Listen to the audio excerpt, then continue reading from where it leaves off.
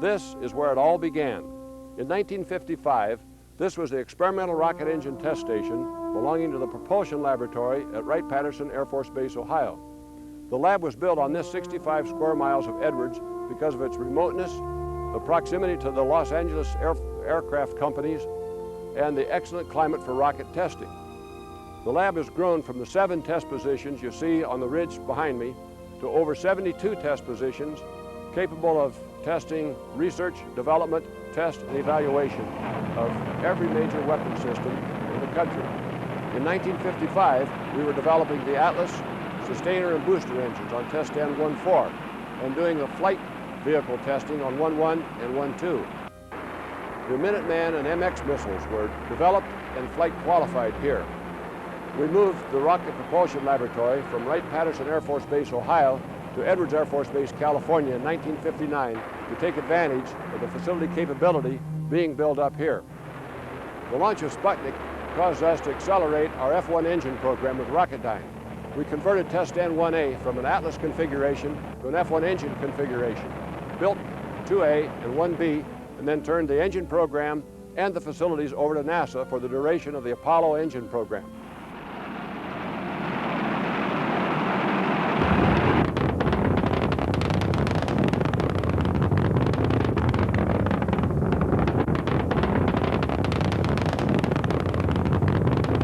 We're excited to say this is the only location in the world where you can develop liquid and solid propellants and test liquid engines and solid motors of all sizes, from millipound electric thrusters to multi-million pound engines and stages. Hello, I'm Captain Marcia Worschke, the Air Force Program Coordinator for the Integrated High Payoff Rocket Propulsion Technology Program, otherwise known as IPRIP. IPRIP's vision is to double U.S. rocket capability by the year 2010. The Propulsion Directorate, together with the United States Army, Navy, NASA, and the U.S. propulsion industry, has coordinated a national propulsion development program to maximize the capabilities of rocket propulsion in the United States. IPRIP is a goal-oriented, tri-phased rocket propulsion development program which guides every project at the Propulsion Directorate. It provides the basis by which we prioritize all of our programs and determine their net worth. The IPRIP program revolves around 3 mission application areas: boost and orbit transfer propulsion, spacecraft propulsion, and tactical propulsion.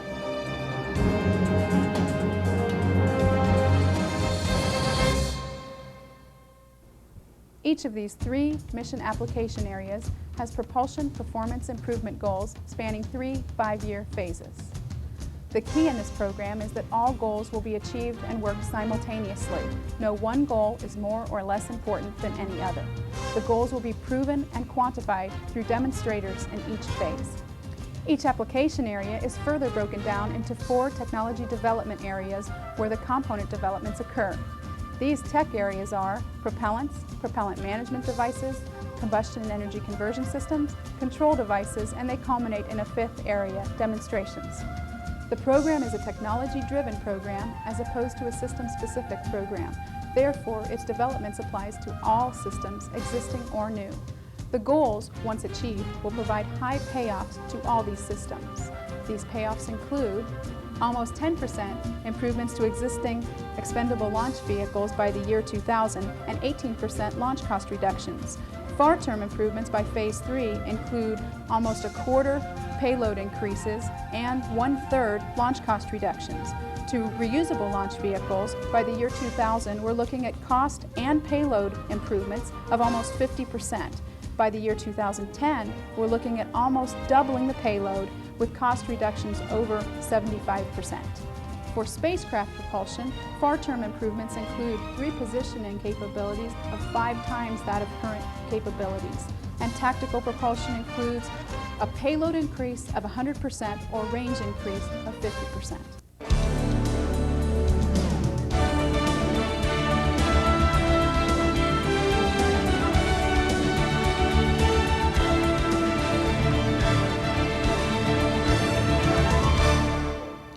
Hello, my name is Joel Beckman. I'm the Director of Test Operations here at the Phillips Laboratory at Edwards Air Force Base, California. I'm here today to tell you about some of our large liquid rocket engine test capability which we have here at the Phillips Laboratory. Off to my left and in the background about 1,000 or 1,500 feet are two liquid rocket engine test stands. The one with the spherical propellant tanks is our test stand 1A.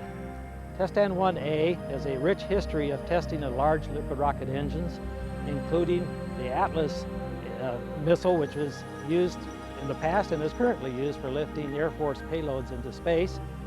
And also test stand 1A was used for testing of the F1 propulsion unit for the NASA Apollo space missions to the moon.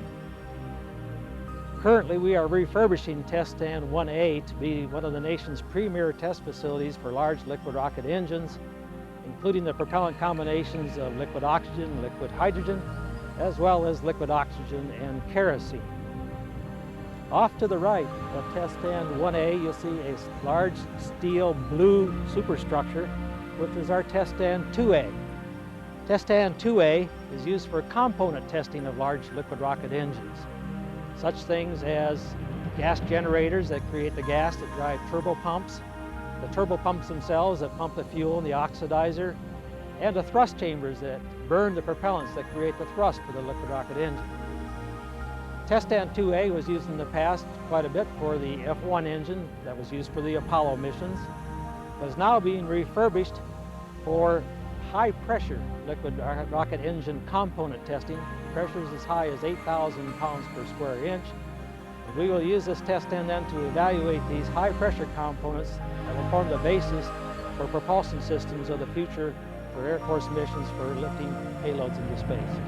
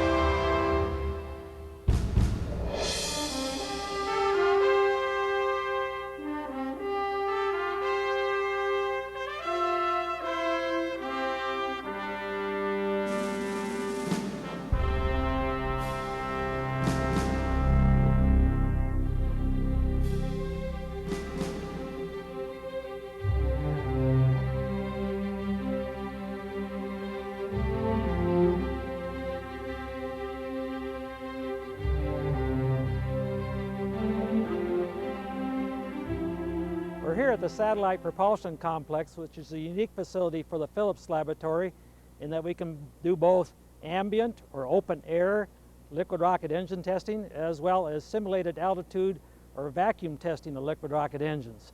In the background, you'll see some apparatus here that we use for simulating altitude in test cells that we have here at this complex. Through this apparatus here, we can simulate the conditions that you see in space, and that helps us to evaluate the performance of a rocket engine as it actually behaves in space. Traditionally, the mission of this complex has been to develop satellite thrusters, be they thrusters that help control the attitude, like right, left, up, down, or roll of a satellite, or the makeup and the orbit of a satellite that is needed because of the Earth's gravity pulling the satellite back down to Earth. More recently, the mission of this complex has evolved to such things as evaluating the performance of new, energetic, highly energetic propellants that our researchers have developed, as well as testing concepts for low-cost access to space that contractors have been developing, and they want to evaluate here at our complex to see whether they have value for lowering the cost of access to space. At this facility, we also have an injector facility in which we can simulate the conditions that the injector goes through as it injects the propellants into the thrust chamber of a liquid rocket engine, as well as a centrifuge that can rapidly rotate and simulate the conditions that a rocket would have as it rapidly turns in its movement through space. 2, 1. We have liftoff of the Titan IV carrying the first Milstar satellite. Hello, my name is Wayne Pritz. I'm the Director of Propulsion Engineering. One of my jobs is to develop technology for space launch propulsion. Vehicles like the Delta and the Atlas and the Titan IV currently provide our access to space for our nation's military. These vehicles are based on relatively old technology and cost a lot to operate. One of our missions is to provide the Air Force with innovative ways to get low-cost access to space. And one of the most important programs that we are doing is what we call the Integrated Powerhead program, which this is a model of. This is the first new launch vehicle engine to be developed in the last couple of decades. You can see the size of the model here, but the actual engine puts out 250,000 pounds of thrust. It stands about 15 feet high and is about 8 feet wide at the base here. And it uses a lot of innovative and modern technologies in order to reduce the operation cost to a fraction of what our current engines and propulsion systems operate like. One of those technologies is hydrostatic bearings. Now, the turbo machinery in a liquid rocket engine is needed in order to pressurize the propellants and combust them in the combustion chamber and provide the high performance we need out of a launch vehicle engine. All of our current engines use roller bearing elements which dramatically increase the cost and limit the life of building and operating a liquid rocket engine. We are working on hydrostatic bearings which actually ride on a shaft, but between that shaft and the bearing is a thin film of the propellant that virtually allows the bearing to spin without any friction whatsoever. This extends the life of our engines and dramatically changes the way we can design an engine or a turbo pump and make it a lot simpler. This and a lot of other technologies are responsible for tremendous increases that we expect to get in the operability and the low cost of these future engines. Another area that we have been developing is what we call thrust cells. These are individual thrusters that use the laser stereolithography method of manufacturing, where we go directly from a computer design to a laser sintering process and make the part directly, or make a plastic mold such as this to make a mold from, and then cast the part. This reduces the production time of a thrust cell such as this from about 30 weeks down to about 7 weeks, with a substantial decrease in the cost. Thrust cells just like this one, this kind of size, can be used in a side-by-side row kind of arrangement to make what we call an aerospike, a linear aerospike engine, which is basically an engine that's kind of a line of engines. This concept is currently being used in NASA's X-33 selection for the next reusable launch vehicle program. We have been heavily supporting that program because we're interested in reusable launch vehicles for military applications.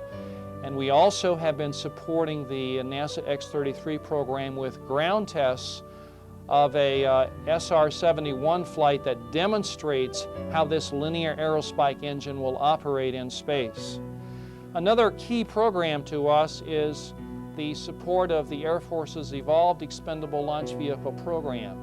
We have been doing a lot of work to prepare facilities in order to test every engine that might be proposed for the Evolved Expendable Launch Vehicle. And there's a tremendous test capability that has been put in place here to support the Air Force for any future needs for either reusable or expendable launch vehicles. We have many other technology programs. These are the key ones that we think will offer dramatic reductions in the cost of getting to space and help safeguard our nation's military future and our economic future as well, as space becomes a much more important place.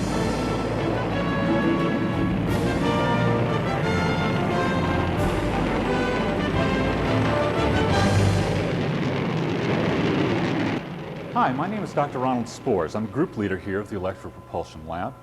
Electric propulsion is a group of technologies that all utilize electricity as opposed to chemical combustion in order to generate thrust for satellite applications.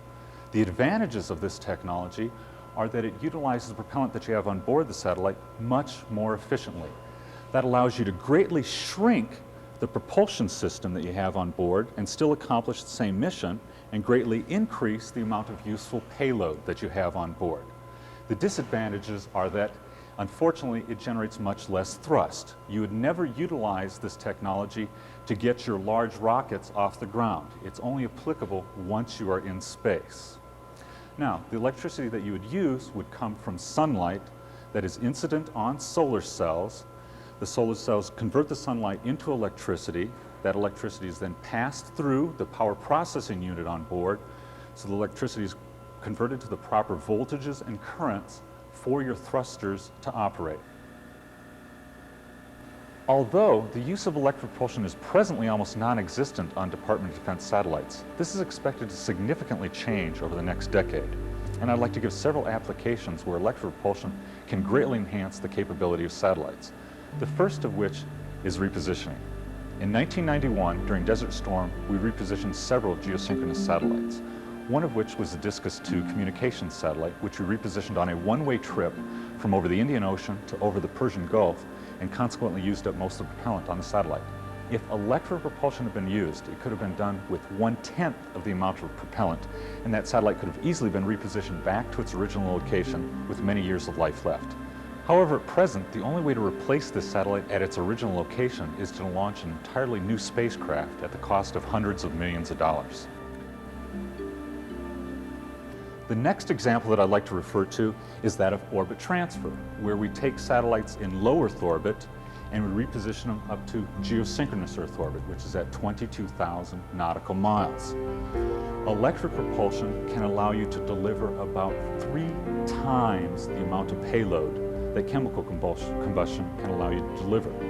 And that, using the example of the Titan IV, means that instead of using 3 launches to get the payloads that you want up there, you can do it with just 1 launch with a savings of over $500 million. The final example that I'd like to talk about is that we are currently in an era where we're greatly trying to shrink the size of satellites. Now, as I said earlier, electric propulsion allows you to greatly decrease the size of the propulsion system. Since the propulsion system is often the largest component on board satellites, and EP allows you to greatly shrink that, EP is a very prominent technology for the future for allowing us to decrease satellite size.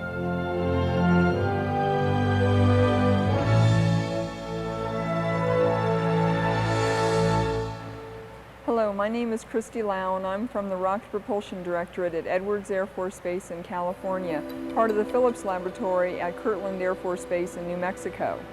This is a model of our solar thermal rocket propulsion system as we envision it for space.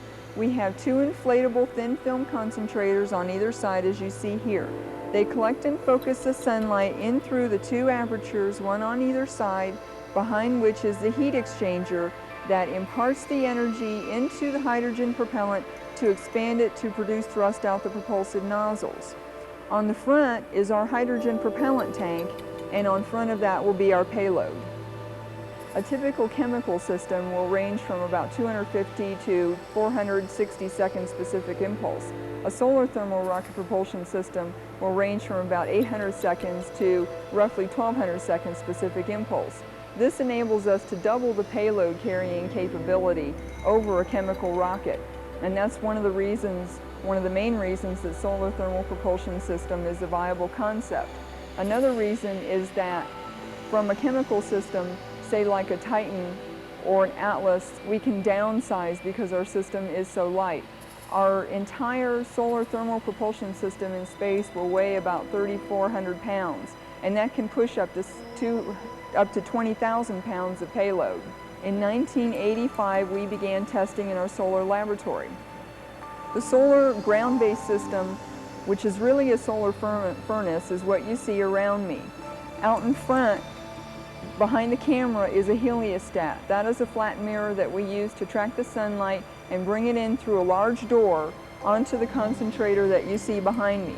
That concentrator concentrates, focuses, gathers, collects the sunlight into about 10,000 times smaller than the area of the concentrator that you see behind me to a point on top of the stand here. And on top of that stand, we have our test apparatus. It could be a calorimeter, which we use to measure the total amount of power that we're getting from our concentrator system. It could be used to power a solar thruster. Many of various types of hardware that we put up on that stand.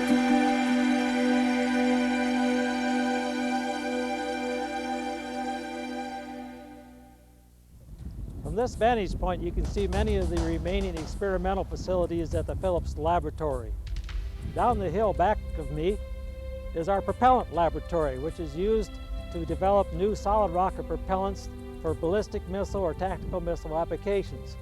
Many tests are run at these propellants, this propellant laboratory, and then from this point, the propellants are cast into solid rocket motors, which are tested at one of our experimental areas, which you see off to the left of the propellant laboratory, our test area 132.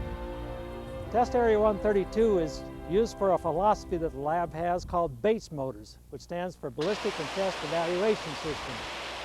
Basically, we start with very small solid rocket motors at 15 pounds of propellant, work up to 70 pounds, eventually 800 pounds, and sometimes as high as 25,000 pounds of propellant, each time screening out candidates till we get to a candidate that looks like it's very promising, and then we go into very quantitative tests to see exactly what the performance of this propellant is. 2, 1, 0.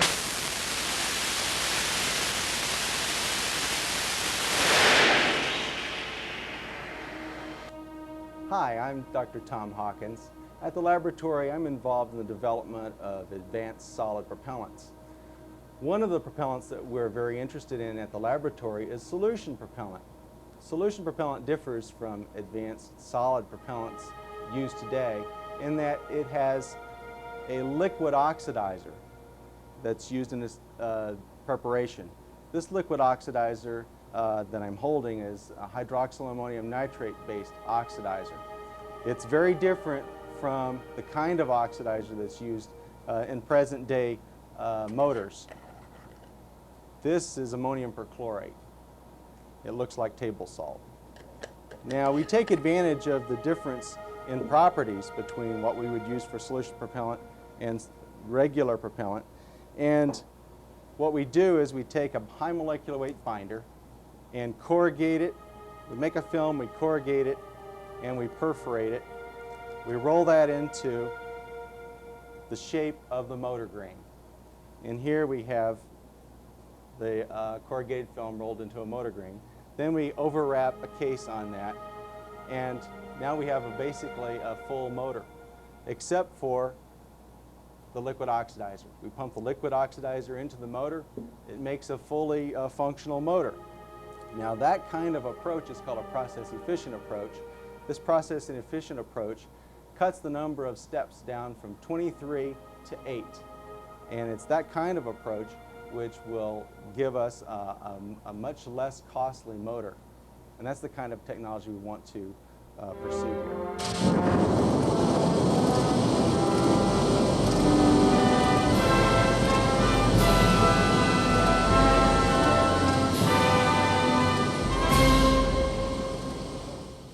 Hello, I'm Dr. Joe Lichtenhan, and today I'll take you on a tour of the Air Force's Chemistry Laboratory for Rocket Propulsion.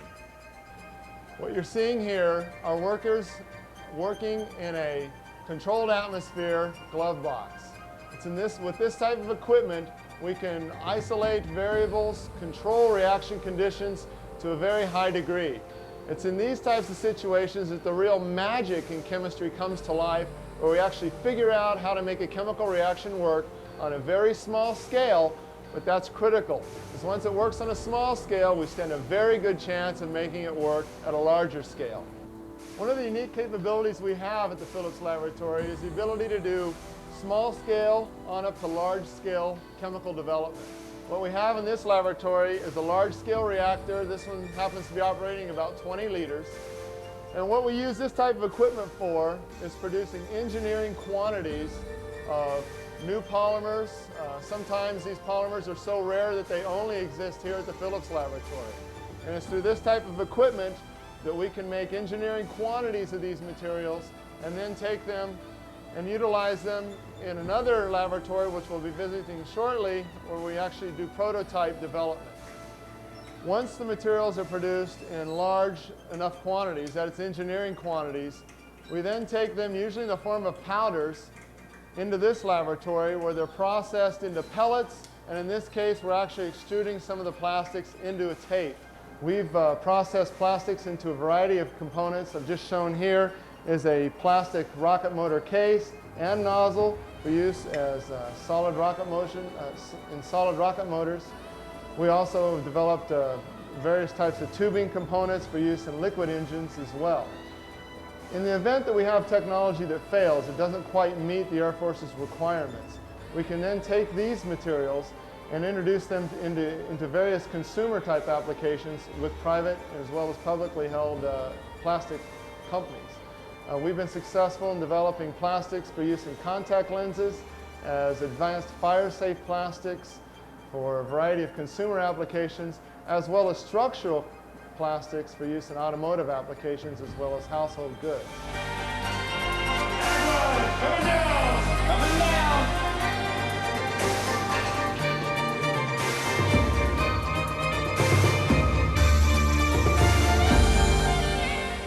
Hello, my name is Mario Fajardo. I'm a research scientist for the Air Force here at the Phillips Laboratory at Edwards Air Force Base.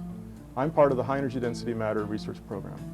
The objective of our program is to identify and develop high-energy chemical systems for use as new propellants. We can improve the performance of a propellant system by increasing its energy content, thus providing more energy to the rocket engine. The payoffs for improving these propellant performances can be quite dramatic. Consider for a moment a typical space launch system, the Space Shuttle or the Air Force Titan IV. Over 85% of the mass of that system on the launch pad is propellant. Only 15% is the vehicle itself, the payload, etc. So even a modest reduction in the amount of propellant required to complete a mission, it translates into a very significant improvement in the overall performance of the system, say for example the payload capacity. You could say in fundamental terms that the HEDM program is investigating the limits of chemical energy storage. We're working on a variety of experimental approaches to the problem of increasing the energy content of current rocket propellants. Several of our researchers are working on modifications to conventional synthetic chemistry methods to provide near-term replacements for current propellants. The work in this lab is directed towards the production of a revolutionary new class of propellants which can beat the performance of the current state-of-the-art liquid oxygen, liquid hydrogen system. We believe that cryogenic solid propellants, such as solid frozen hydrogen, can be made to hold an appreciable concentration of trapped energetic species, such as metal atoms and small clusters. In this experiment, we're using pulsed laser ablation to generate the metal atoms for the deposition process. Using equipment such as this, we've been able to demonstrate that in fact you can trap metal atoms such as lithium, boron, and aluminum in solid hydrogen, and that these materials are stable as long as their temperatures are kept close to absolute zero. Our main remaining problems are, first of all, to increase the concentrations of these atoms from a fraction of a percent up to several percent. Secondly, to improve the scale of the production from this small laboratory scale to the grams and kilograms required for testing.